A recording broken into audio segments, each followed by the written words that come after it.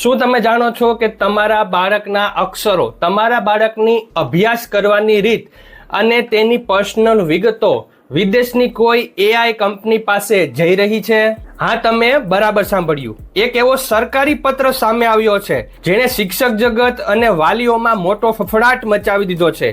ગુજરાત સરકારના પ્રાથમિક શિક્ષણ નિયામકશ્રીની કચેરી દ્વારા એક અત્યંત ગુપ્ત અને મહત્વનો પરિપત્ર બહાર પાડવામાં આવ્યો છે. આ કોઈ સામાન્ય નોટિસ નથી, પણ તમારા બાળકની સુરક્ષા સાથે જોડાયેલો એક મોટો ખુલાસો છે.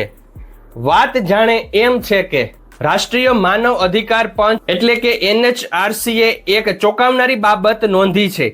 અમેરિકાની એક મોટી artificial intelligence AI company Anthropic અને ભારતમાં શિક્ષણ ક્ષેત્રે કામ કરતી સંસ્થા પ્રથમ વચ્ચે એક મોટો પ્રોજેક્ટ ચાલી રહ્યો છે.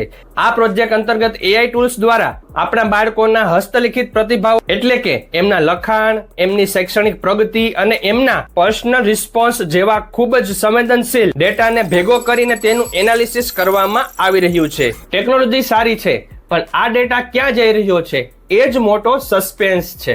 જ્યારે આ વાત સરકારશ્રી સુધી પહોંચી ત્યારે સરકારશ્રીએ તાત્કાલિક એક્શન લીધા છે અને digital personal data protection act 2023 એટલે કે DPDP એક્ટ હેઠળ ગુજરાતની તમામ સરકારી, ગ્રાન્ટેડ અને પ્રાઇવેટ શાળાઓને કડક આદેશ આપી દેવાયા છે.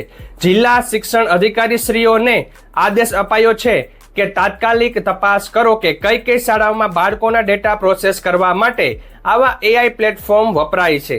સરકારશ્રીનો ઉદ્દેશ્ય પોઝિટિવ છે. ટેકનોલોજીનો ઉપયોગ થાય, પણ બાળકોના ડેટાની ચોરી ન થવી જોઈએ. હવેથી કોઈ પણ શાળા કે સંસ્થા માતા પિતાની લેખિત મંજૂરી વગર બાળકના ડેટા કોઈ ત્રીજી પાર્ટીને આપી શકશે નહીં. જેટલો જરૂર હોય એટલો જ ડેટા લેવાનો રહેશે અને જેની સુરક્ષાની પૂરી ગેરંટી આપવી પડશે. જો તમારા બાળકો પણ શાળાએ જાય છે તો આ નિયમ જાણવો તમારા માટે પણ ખૂબ જરૂરી છે.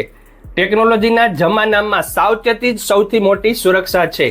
આ નિયમ અને આ વિડીયો તમામ વાલીઓ સુધી શેર કરો જેથી તેઓ પણ જાગૃત થાય.